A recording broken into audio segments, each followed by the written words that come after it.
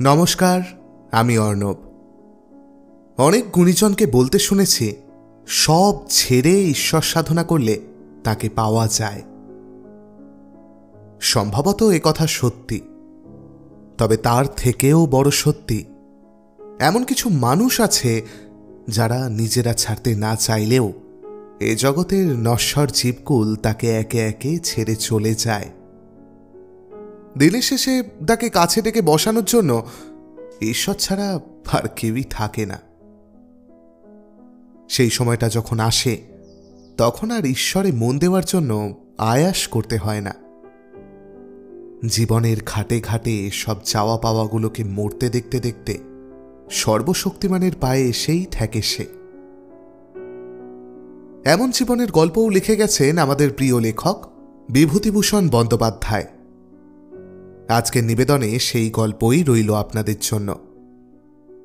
শুরু হচ্ছে বিভূতিভূষণ বন্দ্যোপাধ্যায় রচিত নসু মামা ও আমি।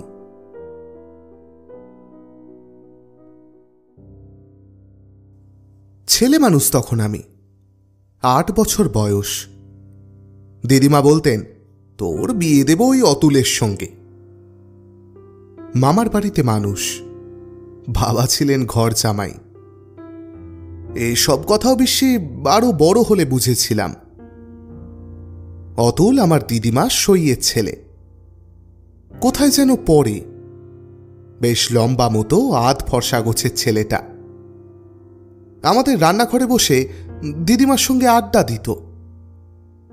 অতুলকে আমার পছন্দ হতো না, কেমন ধারা যেন কথাবার্তা।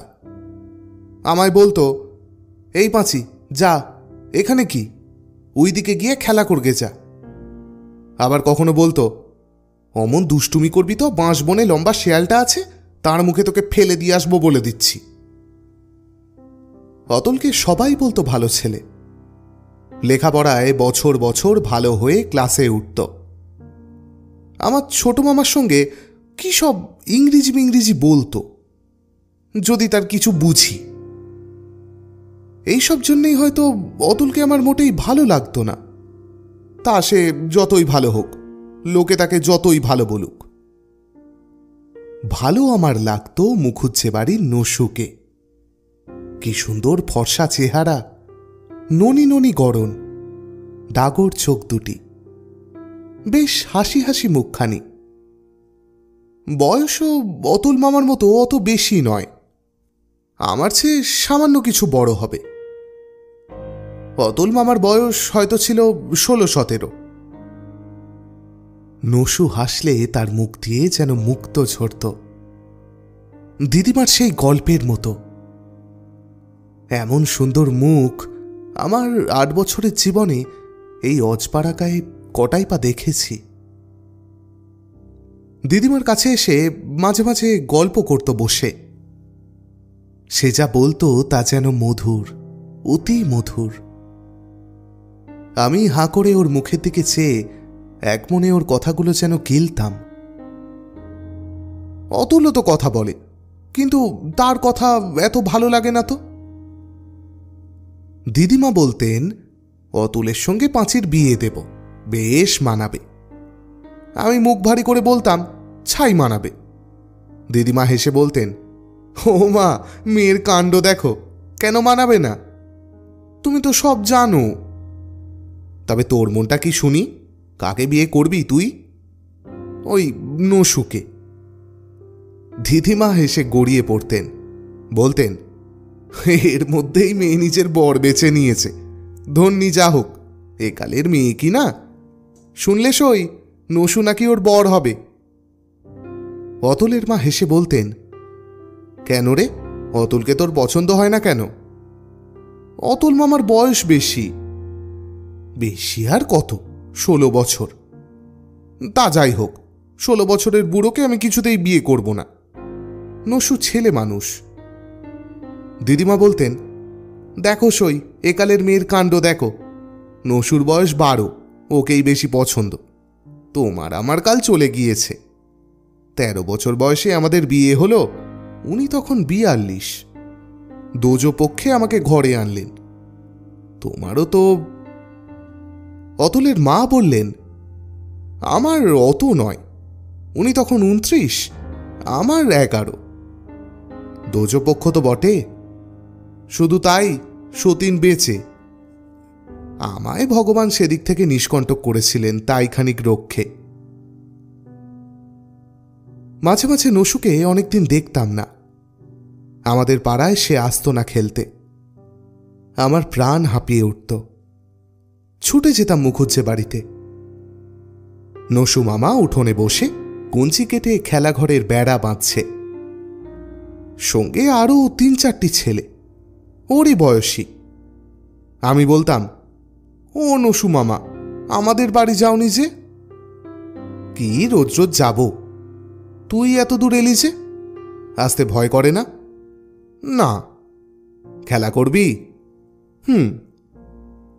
অন্য ছেলেগুলো তখনই বলে উঠত, মেয়ে মানুষ আমাদের সঙ্গে খেলবে কেন? যা তুই ওই পুঁটি মন্ত্রীদের সঙ্গে খেলকে যা। নসু বলতো, খেলুক না আমাদের সাথে, তাতে কি? হাবু বলতো, ও কি দাদিয়ে কঞ্চি কেটে আনতে পারবে? কি খেলা হবে ওকে নিয়ে? এই যা তুই। আমাকে কাঁদো কাঁদো দেখে নসু এসে হাত ধরত, বলতো, কেন ওকে অমন করছিস তোরা? ও কেন কঞ্চি কাটতে যাবে? মেয়ে মানুষ চুপ করে বসে থাকবে। বস তুই পাঁচি। আমি অমনি কৃতার্থ হয়ে উঠোনের একপাশে বসে পড়তাম। নসু মামা হয়তো খেলতে খেলতে একটা পেয়ারা ছুঁড়ে দিত আমার দিকে। বসে বসে পেয়ারা চিবুতাম। অনেকক্ষণ পরে বলতাম, নসু মামা, খিদে পেয়েছে। হাবু অমনি বলে উঠত, ওই শোনো কথা, ও সব হাঙ্গাম। নসু মামা বলতো, তুই চুপ কর হাবু, খিদে পেয়েছে? চল পিসিমার কাছে চল, দুটো চাল ভাজা খাবি তেল নুন দিয়ে, না হয় একটা কচি শশা পেরে দেব। আমি বলতাম, না, তুমি বাড়ি দিয়ে এসো, আমি বাড়ি গিয়ে ভাত খাবো, একলা যেতে ভয় করে। হাবু অমনি চোখ পাকিয়ে বলে, তবে একলা এলি কি করে? কে এখন তোর সঙ্গে যাবে পৌঁছে দিতে? উফ, ভারী পাজি মেয়ে। নসু আমার আগে আগে বাড়ি পৌঁছে দিয়ে আসত। ধুলামাটির পথের ধারে কত কেঁচোর মাটি, কত বেনেবউ গাছে পাকা বকুল পড়ে থাকত বকুল তলায়। নসুকে পাকা বকুল খাওয়াতে ইচ্ছে করত। আমি বড্ড ভালোবাসি পাকা বকুল। নসু মামাকে কুড়িয়ে খাওয়াতে ইচ্ছে করে, কিন্তু সে বলতো, দূর, ও কষা লাগে, তুই খা, আমি খাবো না।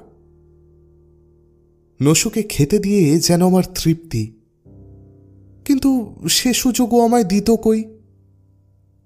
এইভাবে সারা শৈশব ও বাল্যকাল কেটে গেল। সেই আমার ছেলেবেলাকার অতি পরিচিত মামার বাড়ির গ্রামের গাছের ছায়া ছায়ায় চৈত্র মাসের পাখি ডাকা শীতল সকালবেলাকার মতো। তারপরে জীবনের রোদ খরতর হয়ে উঠল ক্রমশ। ফুল ফোটা, পাখি ডাকা, বসন্ত প্রভাত ধীরে ধীরে মিলিয়ে গেল। বাতাস গরম হয়ে উঠল। সেই গাঁ, সেই তাগড়া শেখাটি এখনো আছে। মাঝে মাঝে এখনো সেখানে যাই। কত বদলে গিয়েছে সে জায়গা। সে মামার বাড়ি নেই, সেই দিদিমাও নেই। বাবা কোথায় কাদের আড়তে কাজ করতেন, সামান্য কটি টাকা মাইনে পেতেন। দিদিমার সঙ্গে সংসারের খরচপত্র নিয়ে তাঁর প্রায়ই ঝগড়া তর্ক হতো। বাবা রাগ করে চলে যেতেন বাড়ি থেকে, 2-1 মাস কোনো খবর আসত না। মা কান্নাকাটি করতেন। আবার হঠাৎ বাবা একদিন এসে হাজির হতেন। দিন এইভাবেই চলত। 13 বছর বয়সে আমার বিয়ে হলো আড়ংঘাটার কাছে এক গ্রামে। বিয়ের দিন কতক আগে নসু মামার বাড়ি গিয়েছিলাম। নসুর মার শরীর খারাপ। নসু রান্নাঘরে ভাত রাঁধছে। উনুনের আঁচে ওর ফর্সা মুখ রাঙা হয়ে গিয়েছে। ওদের বাড়ির কোনো বিলি ব্যবস্থা নেই। অনেকগুলো ভাই নসুর, তারা কেউ বাইরে পড়ে, কেউ কাজ করে।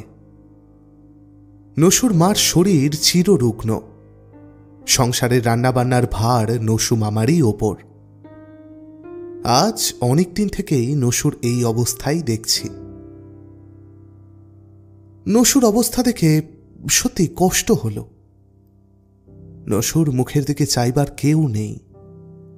ভাইয়েরা সব স্বার্থপর, সংসার চালানোর ভার ওর ওপর ফেলে দিয়ে সবাই তারা নিশ্চিন্ত হয়ে আছে। নসু মামা আমায় দেখে হেসে বললে, আয় পাঁচি, বস। কাল দই পেতেছিলাম, দইটা বসেনি, উনুনের পাড়ে রেখে দেব, কি বলিস? যত সব মেয়েলি গল্প নসুর। সাধে কি ওকে সকলে বলে জনার্দন মুখুজ্জের বিধবা মেয়ে? আমায় বললে, কাল বুঝলি একটা কাটা মুগের ডাল ভাজলাম, ভাঙলাম, বেলা গেল ডাল ডুল করতে, গা হাত পায়ে ব্যথা। বললাম, তুমি ডাল ভাজলে? সত্যি? হ্যাঁ রে, নইলে কে করবে?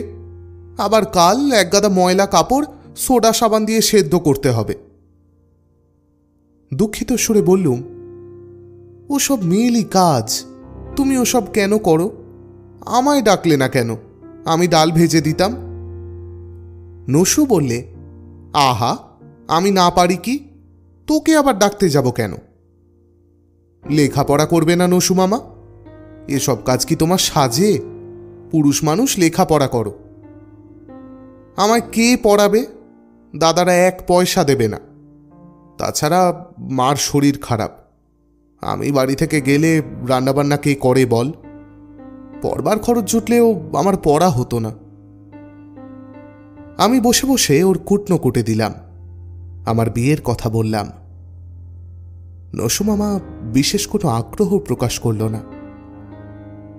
ও যদি একটুও আগ্রহ প্রকাশ করত, শুনতো কোথায় আমার বিয়ে হচ্ছে ইত্যাদি, তাহলে আমার ভালো লাগতো। কিন্তু না, সে সুখ আমার অদৃষ্টে নেই। নসু মামা একটা কথাও জিজ্ঞেস করল না সে সম্বন্ধে।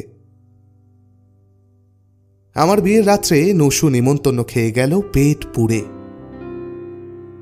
কিন্তু না এলো একবার বিয়ে দেখতে, না একবার বাসর ঘরে উঁকি মেরে দেখলে। আমার মনটা যেন কেমন ফাঁকা ফাঁকা। ও যদি আসতো তবে খুব ভালো লাগতো। মনের মধ্যে ডুব দেওয়ার সময় আমার নয় তখন। তবু কি যেন একটা হয়ে গেল। এত বাজনা, এত খাবার দাবার, এত লোকজনের যাতায়াত, আমার নতুন কাপড় গয়না, কিছুই ভালো লাগলো না। মনে উৎসাহ নেই। আগেই বলেছি, আমার বিয়ে হয়েছিল আড়ংঘাটার কাছে শিকারপুরে। স্বামীর বয়সও 17-18 বেশি নয়। রোগা চেহারা, মাথার চুল ওঠা। বিয়ের পর জানা গেল স্বামী ম্যালেরিয়ার পুরনো রোগী। মাসে 2 বার ম্যালেরিয়ার জ্বর বাঁধাই আছে। আড়ংঘাটা যুগল কিশোর ঠাকুরের মেলার সময় ময়রা দোকান খোলেন আমার খুড়শ্বশুর। স্বামী তারু দিয়ে সন্দেশ মুরগি ভিয়েন করে। শ্বশুর বাড়িতে যাওয়ার সময় মনে খানিকটা কৌতূহল নিয়ে যে না গিয়েছিলাম এমন নয়। না জানি কেমন বাড়িঘর, কেমন খাওয়া দাওয়া। গিয়ে দেখি পুরনো আমলে রিট বের করা কোঠা বাড়ি, 2টি মাত্র ঘর, ছোট একটা বারান্দা। তবে সব ঘরগুলির সামনে শান বাঁধানো টানা রোয়াক এবং রান্নাঘরটিও কোঠা। খুব বড় একটা আম গাছ সমস্ত বাড়ির উঠোন জুড়ে ঘুপসি করে রেখেছে। আমার শাশুড়ি গর্বের সুরে বললেন, আমের সময় তো আসছে, দেখো বৌমা, এমন আম এই অঞ্চলে নেই আমার বাগানে যা আছে। ডাকসাইটে বাগান কর্তা করে রেখে গিয়েছিলেন। এসদেক গোয়ারি, এসদেক শান্তিপুর, কোথা থেকে কলমে চারা এনে না পুঁতেছেন। আমের সময় এলো, কোথা থেকে ব্যাপারীরা এসে বাগান কিনে নিলে। 2-1 ঝুড়ি আম যা আমাদের বাড়ি এলো, তা থেকে 2-1টা জুটল আমার ভাগ্যে। শাশুড়ি নিতান্ত বাজে কথা বলেননি, আম ভালো। স্বামীর সঙ্গে আলাপ জমল মন্দ নয়। ক্রমে তাকে ভালোও লাগলো। আমায় বললেন, তুমি কি খেতে ভালোবাসো? আমি লজ্জা টজ্জার ধার ধারিনি, বলে ফেললাম, তেলে ভাজা খাবার। স্বামী বললেন, দূর, অমন বোকা মেয়ে কেন, ভালো খাবারের নাম করো। গজা, জিলিপি। কেন, খাজা? সে আবার কি গা, আমাদের গায়ে শুনিনি তো। উনি হো হো করে হেসে বললেন, পাড়া গেয়ে ভূত, আমাদের এ শহর বাজার জায়গা, কাল খাজা আনবো লুকিয়ে, কিন্তু সাবধান, মা যেন টের না পায়, বকবে। আমি নিজে খাজা ভিয়েন করি। সেই থেকে মাঝে মাঝে স্বামী লুকিয়ে লুকিয়ে খাবার আনেন, কোন দিন খাজা, কোন দিন মিহিদানা। আমরা দুজনে লুকিয়ে লুকিয়ে খাই। স্বামী বলেন, সবাইকে দিতে গেলে চলে না, খুড়তুতো ভাইয়েরা হাঁসের পাল, সবার মুখে দিতে গেলে তোমার আমার মুখে এক টুকরো উঠবে কি না উঠবে। শ্বশুর বাড়ি ভালো লাগলো না বটে, তবে স্বামীকে কিছুটা ভালো লাগলো এই খাবার খাওয়া থেকে। উলোর জাতের মতো বড় মেলা এই অঞ্চলে আর নেই। সে সময় ময়রার দোকানে কাজ বেশি। উনি ফেরেন অনেক রাতে, হাতে বড় বড় ঠোঁয়ায় খাবার ভর্তি। উনি হেসে বলতেন, খাও খাও, খুব খাও, এসো দুজনে পেট ভরে খাই। একদিন কি করে খুড়শ্বশুর টের পেলেন লুকিয়ে খাবার আনার ব্যাপারটা, এ নিয়ে খুব ঝগড়া হলো বাড়িতে। আমাকে আর ওকে যথেষ্ট অপমান, গালিগালাজ সহ্য করতে হলো। খুড়শাশুড়ি বললেন, অমন নোলায় সাত ঝাঁটা মারি, লুকিয়ে লুকিয়ে খাবার খেয়ে দোকানটাকে শেষ করে দিলে গা। এমন অলক্ষী বউ তো কখনো দেখিও নি, শুনিও নি। লজ্জাও করে না গুরুজনকে লুকিয়ে লুকিয়ে খেতে। স্বামীকে রাত্রে বললাম, আর ওসব এনো না, দেখো তো কি কাণ্ড বাঁধালে। স্বামী বললেন, না আনবো না, আমায় কি মাইনে দেয় কাকা, বিনিমাইনে চাকর করে রেখেছে, পেটে দুটো খাবো না, ঠিক আনবো লুকিয়ে লুকিয়ে, তুমি দেখো না। কেমন করে ধরবে কাকা তা দেখব। স্বামীর শরীর ভালো নয়, অথচ ঘোর পেটুক, আমার কথা শুনতেন না। খাবার চুরি বন্ধ হলো না। রোজ রাত্রে এক গাদা বাসি লুচি আর রসগোল্লার রস আনেন, নিজে খান, আমাকেও যথেষ্ট দেন। ওর পেটের অসুখ ছাড়ে না। আমার বারণ শোনেন না মোটে, বলেন, খেয়ে যা উঠিয়ে নিতে পারি, কাকা এক পয়সা হাত উপর করবে না। আমি বললাম, আমি বাপের বাড়ি যাব আষাঢ় মাসে, আমায় নতুন কাপড় কিনে দেবে না? উনি ঠোঁট উল্টে বললেন, কে দেবে কাকা, তা দেখে আর বাঁচলাম না। সত্যি আমার নতুন কাপড় হবে না? বাপের বাড়িতে কিন্তু সবাই নিন্দে করবে। যদি আমি দিতে পারতাম সব হতো, আমার কি ইচ্ছে করে না তোমায় কাপড় দিতে, কিন্তু কোথায় পাবো বলো? তাই তো, কিন্তু অনেকের নিন্দে শুনতে হবে, তাই ভাবছি। আষাঢ় মাসে বাপের বাড়ি এলাম, স্বামীও আমার সঙ্গেই এলেন। তাকে দেখে সমবয়সী মেয়েরা নানা রকম নিন্দাবাদ করতে লাগল। আমায় একদিন রায়বাড়ির মেজগিন্নি বললেন, হ্যাঁ পাঁচি, জামাই নাকি তারু ঘোটে ময়রার দোকানে।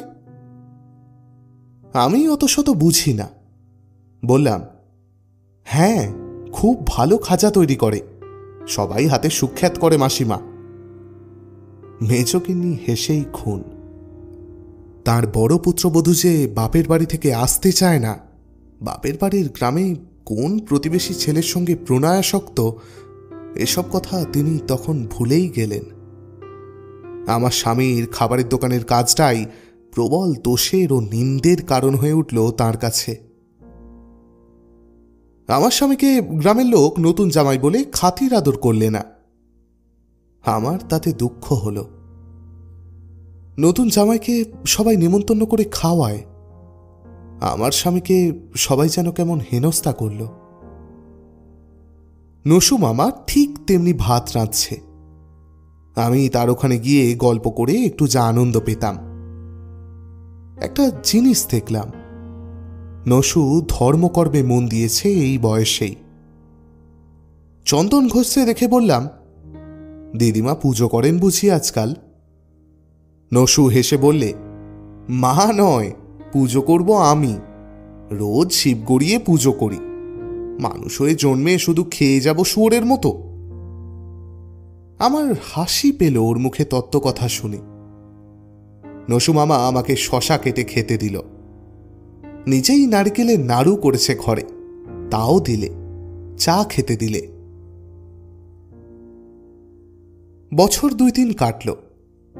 আমার স্বামীর শরীর সারল না। ক্রমে তা আরও খারাপ হয়ে উঠছে। শাশুড়ি ও খুড়শাশুড়ি বললেন, ওই অলক্ষণে বউ এসে বাচ্চার শরীর একদিনও ভালো গেল না। শাশুড়ি বললেন, সংসারের কোণে জিনিসের আঁট নেই, দেখেছ তা লক্ষ্য করে? কথা নেহাত মিথ্যে নয়, আমিও স্বীকার করছি। সত্যি আমার কোনো জিনিসে আসক্তি নেই। ভালো কাপড় নয়, গয়না নয়, কোনো কিছুতে না। আমার স্বামী বলেন, পয়সা জমাও না কেন? যা মাঝে মাঝে হাতে এনে দিই জমিও, তাতে তোমারই আখেরে ভালো হবে। ওসব কথা আমি শুনেও শুনিনি কোনোদিন। কার আখেরে কি হবে সে ভেবে ফল কি?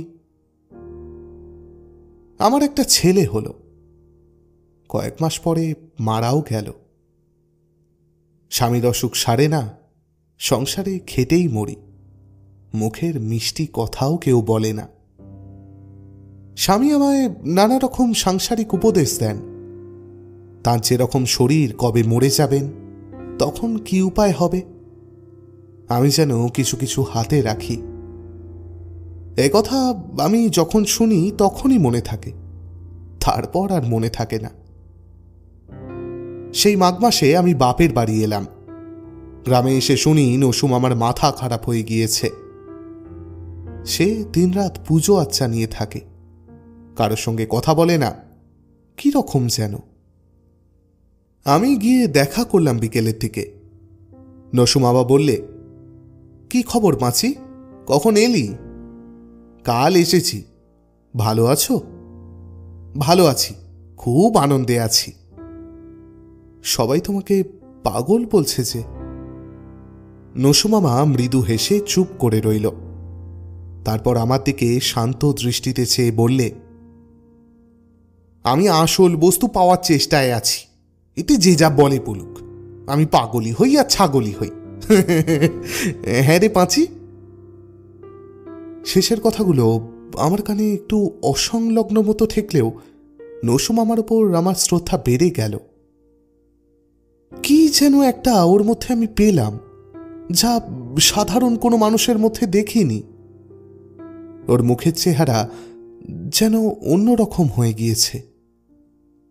লোকে টাকা কড়ি ঘর জমি আঁকড়ে পড়ে আছে দেখেছি আমার চারিপাশে। খুড়শাশুড়িকে দেখেছি, গাছের সামান্য একটা আম যদি গাছের তলা থেকে কোনো বাড়ির ছেলে কুড়িয়ে নিয়ে যায়, তবে ঝগড়া করে পাড়া মাত করেন। গায়ের মধ্যে দেখেছি 1 হাত জমি হয়তো এগিয়ে বেড়া দিয়েছে কেউ, তাই নিয়ে মামলা মোকদ্দমা 2-3 বছর ধরে চলছে। এমন আবহাওয়ার মধ্যে নসু মামা মানুষ হয়েও স্বতন্ত্র। ওর কাপড়ে চোপড়ে, খাওয়ায়, বিষয়ে আশয়ে কোনো আসক্তি নেই। পৈতৃক বিষয় আছে, কিন্তু ভাইদের দিয়ে বসে আছে সর্বস্ব, একটা পয়সাও চায় না। আমার স্বামী এসে 2-4 দিন রইলেন। স্বামীর ওপর আমার কেমন একটা মায়া হয়। এর মুখের দিকে কেউ যেন চায় না আমার শাশুড়ি ছাড়া। তাও তিনি বুড়ো হয়েছেন, দেওরের কাছে কোনো কথা তার খাটে না। আমাদের গ্রামেও তার তেমন খাতির যত্ন নেই। বললেন, এই গাঁয়ে একটা ঘর করলে ভালো হয়। আমি বললাম, কেন, শ্বশুর বাড়িতে বাস করবে, কেউ কিছু বলবে না? বলুক কে, কাকার ওখানে আর ভালো লাগে না। দেখো ভেবে। তোমাদের গায়ের লোকগুলো যেন কেমন কেমন, ভালো করে কথাই বলে না। আমার রাগ হলো। বললাম, তার উঘোটা জামাইকে কে খাতির করবে শুনি? স্বামী হেসে চোখ টিপে বললেন, ইহ, রোজ রোজ রাত্রিরে খাজা খাওয়ার সময় তো খুব ভালো লাগে। 2-1 দিন পরে উনি চলে গেলেন। যাওয়ার সময় আমার হাতে 13 আনা পয়সা দিয়ে বলে গেলেন, এই পয়সা দিয়ে খাবার কিনে খেও, মাসখানেক থাকো, তারপরে সে নিয়ে যাব। আর আসেননি তিনি। সেই মাসের শেষের দিকে পুরনো আমাশারোগে তিনি আমার সিঁথির সিঁদুর আর হাতের শাঁখা ঘুচিয়ে ইহলোক ত্যাগ করলেন। বাবা চিঠি পেয়ে প্রথমে আমাদের কিছু বলেননি। তারপর 2 দিন পরে মাকে একদিন বললেন, হ্যাঁ, একটা কথা, জামাইয়ের বড় অসুখ, চিঠি পেয়েছি। মা আড়ষ্ট সুরে বললেন, সে কি গো, এতক্ষণ বলনি কেন? হাটে চিঠি পেলে? কই দেখি চিঠি।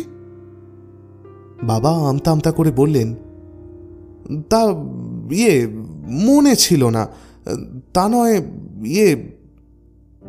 আমি কান খাড়া করে পাশের ঘরে বসে সব শুনছি। আমার বুকের মধ্যে টিপ টিপ করছে, মাথায় রক্ত উঠে যাচ্ছে, যেন জিভ শুকিয়ে আসছে। আমি বুঝতে পেরেছি সব। বাবা অত্যন্ত ব্যস্তবাগীশ লোক, জামাইয়ের অসুখ সংবাদে চুপ করে বসে থাকবার মানুষ নন।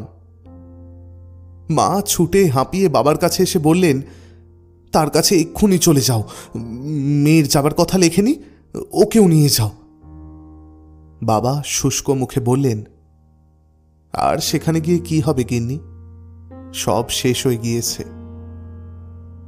মা মেঝের ওপরে আছড়ে পড়লেন আর্তচিৎকার করে। আমি কিন্তু বেশ সহজভাবেই কথাটা শুনলাম, কারণ আমি আগেই বুঝতে পেরেছি বাবা কি বলবেন। এইভাবে আমার বিবাহিত জীবনে রীতি হয়ে গেল। কি করব, আমার অদৃষ্ট। বাবা তো বুড়ো হবার স্বামীর হাতে আমায় দেননি, ছোকরা দেখেই দিয়েছিলেন। আমার কপালের লেখা, কারোর দোষ নেই। আমার কিন্তু বিশেষ কোনো দুঃখ নেই মনে। বিশেষ কিছু যে হারিয়েছি, বিশেষ কোনো অভাববোধ নেই। লোকে বলছে আমার নাকি সর্বনাশ হয়ে গেল। কি সর্বনাশ হলো কিছু বুঝতে পারছি না।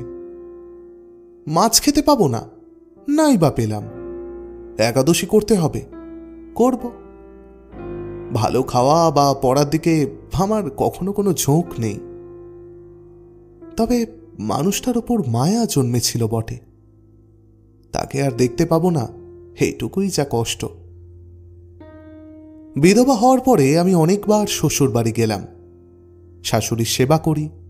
মোখরা যায় সংসারে পুত্রহীন বৃদ্ধার বড় কষ্ট, যতদূর পারি সেটুকু ঘোচাবার চেষ্টা করি। একাদশীর দিন শাশুড়ি বউয়ে নিরম্ব উপবাস করি। সন্ধ্যের সময় তার পায়ে তেল মালিশ করি। খুড়শাশুড়ি সর্বদা শোনান আমি অলক্ষণে বউ, আমায় ঘরে এনেই তার সোনার চাঁদ ছেলে দুধের বাছাটা মারা গেল। ভাসুরপোর ওপর এমন স্নেহ ভাসুরপোর জীবদ্দশায় কোনোদিন দেখেছি বলে মনে করতে পারলাম না। আশ্চর্য, বড্ড আশ্চর্যের ব্যাপার। একবার বাপের বাড়ি এসে শুনলাম নসুমামা নাকি বাড়ি ছেড়ে নিরুদ্দেশ হয়ে গিয়েছে। 6 মাস পর খবর এলো হালি শহরের এক কালী মন্দিরে সে আছে। গঙ্গার তীরে 2খানা ভাঙা মন্দির, সেখানে সে পুজো আচ্চা নিয়েই নাকি আছে। খবরটা দিলে ওপাড়ার বুধো গয়লার মা। ঘোষপাড়ায় দোল দেখে দেশে ফেরবার পথে সে হালি শহরে গিয়েছিল, সেইখানেই দেখা হয়েছে। আমি মনে মনে ভাবলাম ওর পক্ষে ভালোই হয়েছে। কি জানি কেন আমার মনে হয় নসুমামা যা করে তাই ভালো। এইভাবে দিনের পর দিন কাটে। বৃদ্ধা শাশুড়িকে কত যত্নে আগলে নিয়ে বেড়াই। বাবের বাড়ি গিয়ে বেশি দিন থাকতে পারিনি, পাছে বুড়ির কষ্ট হয়। একদিন শাশুড়ি বললেন, চলো মা, সান্যাল মশাইয়ের বাড়ি ভাগবত শুনে আসি। সে কে মা? পাড়ার বুড়ো সান্যাল দাদা, দেখনি বুড়োকে? সান্যাল মশাইয়ের বাড়ি গেলাম। ওর অবস্থা বেশ ভালো মনে হলো বাড়িঘর দেখে। শুনলাম 2 ছেলে কলিকাতায় চাকরি করে। তাদের স্ত্রীপুত্র তাদেরই সঙ্গে কলকাতার বাসায় থাকে। সান্যাল মশাই বিপত্নিক, বয়স 76 বছর, নিজেই বললেন। একটি বিধবা বোন বাড়িতে থাকে ও রান্নাবান্না করে। আমাদের দেখে খুব যত্ন করলেন, আমাদের সামনে ভাগবত ব্যাখ্যা করে শোনালেন। সেই থেকে সান্যাল বাড়িতে রোজ যাই। আমায় তিনি বড় ভালোবাসেন। যোগ বশিষ্ঠ ও ভাগবত তার প্রিয় বই। যদি 2 দিন না যাই, সান্যাল মশাই আমার শ্বশুর বাড়ি আসবেন। আমার শাশুড়ি তার বৌমা ডেকে বলেন, ও বৌমা। বৃদ্ধা শাশুড়ি মাথায় কাপড় তুলে দিয়ে বলেন, কি দাদা? নির্মলা কোথায়? ডেকে দাও না। নির্মলা আমার ভালো নাম। আমি বের হয়ে এসে বলি, কি দাদু? দাদু কি রে, তোর জ্যাঠামশাই হই। তোমার শ্বশুরের চেয়ে 11 বছরের বড় আমি। আমার ওখানে কদিন যাওনি কেন? আজ অবশ্যই যাবে। আবার নিয়মিতভাবে যাই। সান্যাল মশাই আজকাল আর কোনো শ্রোতা চান না। আমার মধ্যে কি যে দেখেছেন, আমাকে পেয়ে খুব খুশি। যোগ বশিষ্ঠ পাঠ জমে না আমি না গেলে। একদিন তাকে বললাম, জ্যাঠাবাবু, আমি তো মুখ্য মেয়ে মানুষ, আমার মধ্যে কি পেলেন আপনি? কি পেলাম কি জানি, কিন্তু তুমি এলে মা, আমার গীতা আর যোগ বশিষ্ঠ জ্যান্ত হয়ে ওঠে। ওদের শ্লোকের মধ্যে থেকে নতুন ভাষ্য বেরিয়ে আসে। আনন্দ যদি শাস্ত্র আলোচনার উদ্দেশ্য হয়, তবে সেটা 16 আনাই পাই তুমি আসলে মা।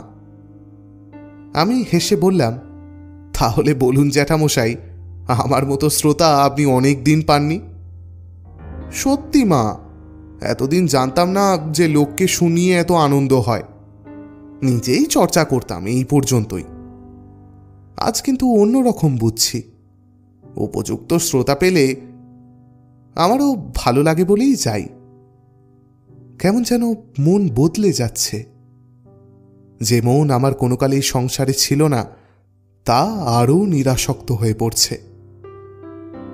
বন্ধনের মধ্যে কেবল বৃদ্ধা শাশুড়ি। বৃদ্ধা কাঁদেন, আমি বসে বসে যোগ বশিষ্ঠের উপদেশ শোনাই। কিন্তু তাতে তার মন ভেজে না। ঘোর বিষয়ী মন। এ বয়সে ও কাঁঠালের ভাগ নিয়ে, সজনে ডাঁটার ভাগ নিয়ে খুড় শাশুড়ির সঙ্গে ঝগড়া। আমি বলি, মা, কি হবে আপনার এঁচোড়া সজনে ডাঁটার চুলচেটা ভাগে? ওর কি সার্থকতা? ভগবানের নাম করুন। বাতাবি লেবু ফুল ফুটল ফাল্গুন মাসে, পথে পথে অপূর্ব সুগন্ধ ছড়িয়ে। ঘেঁটো ফুলে বাঁশবনের তলা ভর্তি হয়ে গেল। কোকিলের ডাকে মন উদাস হয়ে ওঠে। কত কথা ভাবি, বাল্যকালের কথা, মা বাবার কথা, স্বামীর কথা। জীবনে কিছু না পেয়ে যেন সব কিছু পেয়েছি। যদি কোনো হিসেবি বিষয়ী লোক বলে, কি পেয়েছো, হিসেব দেখাও, হয়তো কিছুই দেখাতে পারবো না। কারণ বাইরে আমার অর্ধমলিন সরুপার ধুতি আর দুগাছি অতি সরু বিবর্ণ সোনার চুরির মধ্যে কেউ কোনো লাভের সন্ধানই খুঁজে পাবে না। আমার মন বলে, কি একটা জিনিসের ঠিকানা মিলেছে, যার দরুন অফুরন্ত আনন্দের ভাণ্ডার আজ আমার কাছে খোলা। অন্য সবকিছু যেন তুচ্ছ হয়ে গিয়েছে। আমার শাশুড়িমা বললেন, ও বৌমা, তোমাদের গাঁয়ের একটি ছেলে আমাদের গ্রামে হরিকলুর বাড়িতে এসে চাকরি করছে। বামুনের ছেলে, দিব্যি চেহারা, কিন্তু বাপু কলু বাড়িতে জল তোলে, গরুর জাব কাটে। এ আবার কেমন কথা? বড্ড গরিব বোধ হয়। আমি দেখিনি, কে কাল বলছিল খাটে, বলে বৌমার দেশের লোক। যেদিন শুনলাম সেই দিনই পথে নসু মামার সঙ্গে দেখা। প্রথমটা চিনতে পারিনি। নসু মামার মাথায় বড় বড় চুল, পরনে শাড়ি, আধ ঘোমটা দেওয়া, হাতে কাঁচের চুড়ি, মেয়েলি বেশ, অথচ মুখে ঈষৎ গোঁপ দাড়ি। আমার হাসি পেল এই অপরূপ বেশ দেখে। আমায় দেখে মেয়েলি সুরে বললে, ও পাঁচি, ভালো আছিস তো ভাই? আমি ভারী অবাক হয়ে বললাম, তোমার রে কি বেশ নসু মামা? নসু মামা একটা অদ্ভুত হাসি হেসে বললে, এই থাকলেই হলো একরকম। তুমি নাকি কলু বাড়িতে বাসন মাজো, জল তোলো, দোষ কি? তুমি যা ভালো বোঝো। বৃদ্ধা শাশুড়ি সেই শ্রাবণ মাসে দেহ রাখলেন। দিন দশেক জ্বরে ভুগে গভীর রাত্রে মৃত্যুর কিছু পূর্বে অশ্রুভরা চোখে আমার দিকে চেয়ে বললেন, তোমাকে কার কাছে রেখে যাচ্ছি মা? বৃদ্ধার আকুল সুরে মনে ব্যথা বাজল আমার। তার জ্বর শীর্ণ হাত দুটি ধরে বললাম, কেন? আমার সোনার চুড়ি আছে, 1 বিঘে আমন ধানের জমি আছে, ভাবনা কি মা আমার? কিছু ভেবো না আমার জন্যে। বিষয়ী লোককে বিষয়ের ভাষায় সান্ত্বনা দিই। আমি জানি যার কাছে আমি আছি তিনি আমায় কোনোদিন ফেলবেন না, চরণেই স্থান দেবেন। নসু মামার সঙ্গে দেখা আবার একদিন। সে এক গাদা কাপড় সেদ্ধ করে ঘাটে যাচ্ছে কাচতে। আমি বললাম, ওসব কাজ আমায় দাও নসু মামা, আমি তোমায় করতে দেব না। জোর করে সেগুলো তার কাছ থেকে নিয়ে নিজে কেচে দিলাম। আমার চোখের সামনে ওসব খাটনি খাটতে দেব না ওকে। বললাম, হরিকলুর বাড়ির গোয়াল পরিষ্কার আমি করে দেব। না পাঁচি, লক্ষ্মীটি, লোকে কি বলবে? আমি গ্রাহ্য করি নে, আমি করি। মিথ্যে কথা, তুমি কিচ্ছু গ্রাহ্য করো না। কলুবাড়ি বাসন মাজছ, অথচ পাঁচি, এসব তুই বুঝবি নে, ওসব করিস নে কখনো। ওর কথা সান্যাল জ্যাঠাকে বলতে তিনি বড় ব্যস্ত হয়ে পড়লেন ওকে দেখার জন্য। হরিকলুর বাড়ির পেছনে একটা পুকুর, পুকুরের চারিধারে আম কাঁঠালের বাগান। তারই একটা গাছতলায় দেখা গেল ও চোখ বুজে বসে। সেই থেকেই সান্যাল মশাইয়ের সঙ্গে ওর ভাব জমে গেল। যোগ বশিষ্ঠের দলে ভিড় বাড়ল। সান্যাল জ্যাঠা বলেন, ছেলেটি শুদ্ধ সত্য। শীতের প্রথমে কলুপাড়ায় কলেরা দেখা দিল। একদিনে 18টা কলেরা হল, 5টা মরে গেল। নসু মামা কি ভীষণ পরিশ্রম করে সেবা শুরু করলে। হরিকলুর ছোট ভাই ওর সেবাতেই নাকি বেঁচে উঠল। রাত্রে ঘুমোয় না, নিজের হাতে রোগীদের গা ও বিছানা পরিষ্কার করে। কলেরায় কলুপাড়া উজাড় হয়ে গেল। ধরলে কিছু দূরে মুচিপাড়াকে। ভয়ে তখন মুচিপাড়ার অনেক লোক পালিয়েছে। বুড়ো হিরু মুচি একদিনের অসুখে মারা গেল। কিন্তু তখন এমন ভয় হয়ে গিয়েছে সকলের, মরা ঘরের মধ্যেই পড়ে রইল সারাদিন, কেউ ফেলতে চায় না। সন্ধ্যের পর নসু মামা একা গিয়ে ঠ্যাঙে দড়ি বেঁধে ফেলে দিয়ে এলো খালের ধারে শ্মশানে। যোগ বশিষ্ঠের আসরে এইসব কথা শুনে আমি উত্তেজিত হয়ে উঠলাম। আমিও যাব, নসু মামাকে সাহায্য করব, লোকে যা বলে বলুককে। জ্যাঠামশাই হেসে বললেন, মা, এ কাজ তোমার নসু মামার, তোমার জন্য নয়। সব কাজে অধিকারী ভেদ আছে। কেন, আমার অধিকার জন্মায়নি? তোমার বুড়ি শাশুড়ি মরে গিয়েছে, জগতে আরও কি বুড়ো হাবড়া নেই? আপনি বলুন নসু মামাকে, ও আমাকে নিয়ে যেতে চায় না কাজে, আমি যাব জ্যাঠামশাই। এই অবস্থায় হঠাৎ একদিন নসু মামা গ্রাম ছেড়ে চলে গেল। কলুপাড়ায় সবাই হায় হায় করতে লাগল। খোশ শাশুড়ি বললেন, ভালোই হলো চলে গেল, সুবুদ্ধি হয়েছে। বামুনের মুখ অমন করে হাসাতে হয়? ছি ছি। তারপর মুখ টিপে হেসে বললেন, বৌমার বাপের বাড়ির লোক, খুব কষ্ট হয়েছে বৌমা, তাই না?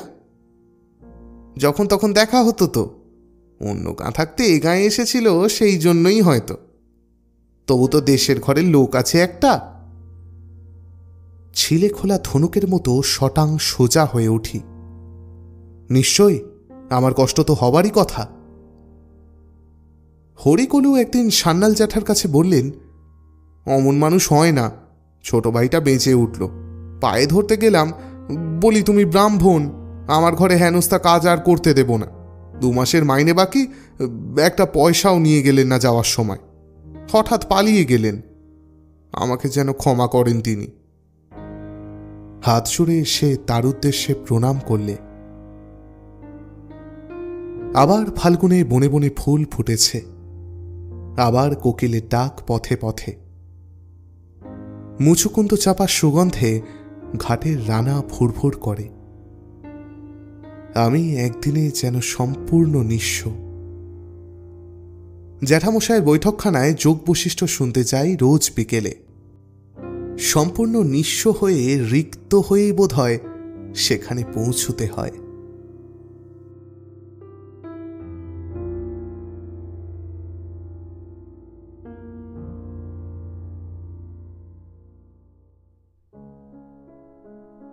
ব্যাস, আমাদের আজকের গল্প এখানেই শেষ। এবার বলুন তো আপনারা, স্ত্রীর পত্রের পর আরও একবার এক নারী চরিত্রের আত্মকাহিনী নিজের কণ্ঠে পাঠ করলাম। কেমন লাগলো আপনাদের? কমেন্ট বক্সে জানান অবশ্যই।